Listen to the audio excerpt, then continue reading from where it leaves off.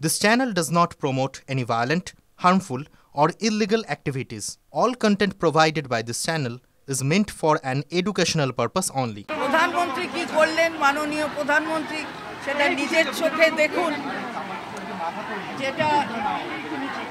যেটা মাননীয় প্রধানমন্ত্রী কালকে উদ্বোধন করে গেলেন এবং অনেক কথা বললেন, তিনি নিজেই উপলব্ধি করুন যে কোথায় ফাটল, কোথায় কি কিছু না করে এই যে বাংলাকে বঞ্চনার শিকার করা, এদিকে টাকা পয়সা দিচ্ছেন না, ওদিকে আবার বাংলায় কথা বলবার চেষ্টা করছেন।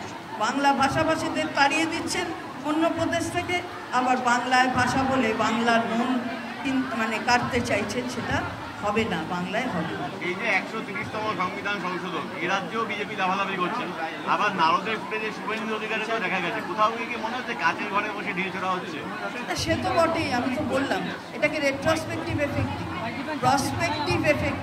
এটা কিন্তু প্রসপেক্টিভ সবসময় আইন হয়, তাদের মধ্যে লেখা থাকতে হয় যে এটা অমুক দিন থেকে লাগু হবে, তাহলে সেটা অমুক দিন থেকে লাগু হয় রেট্রোস্পেক্টিভ।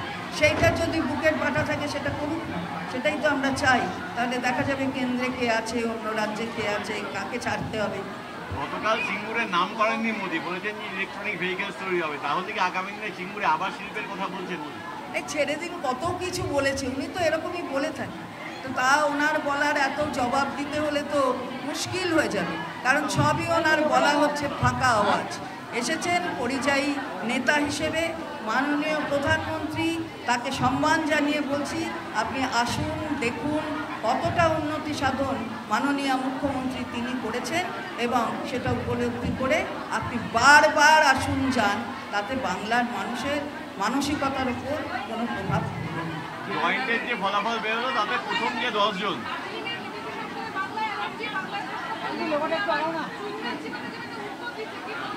আমি শুনিনি কি বলছে।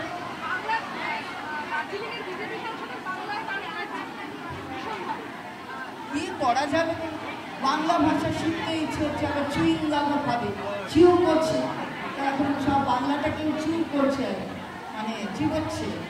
হোক বলছে বাংলা ভাষা শিখলে অসুবিধে নেই, কিন্তু বাংলা ভাষাভাষীদের বাইরে পাঠিয়ে দিলে সেখানে অসুবিধা আছে। আর বাংলাদেশি ভাষা বললে সেটা অসুবিধা আছে। বাংলাদেশি বলে কোনো ভাষা হয় না। দিদি, জয়েন্টের যে ফলাফল তাতে প্রথম 10 জন, যারা 10 জনই অন্য রাজ্যে গিয়ে ভর্তি হয়ে গেছে। কোথাও কি মনে হচ্ছে মেধা অন্য রাজ্যে চলে যাচ্ছে? না, সে তো এটার জন্য হয়েছে, যেটা এখন সুপ্রিম কোর্টের অর্ডারে এটা অনেকটা ক্লিয়ার হয়েছে। তো সেটা হাইকোর্ট স্থগিতাদেশ দিয়েছিল বলে এটা হয়েছিল। তো যাই হোক, আমি কোর্টের ব্যাপার নিয়ে কোনো মন্তব্য করব না।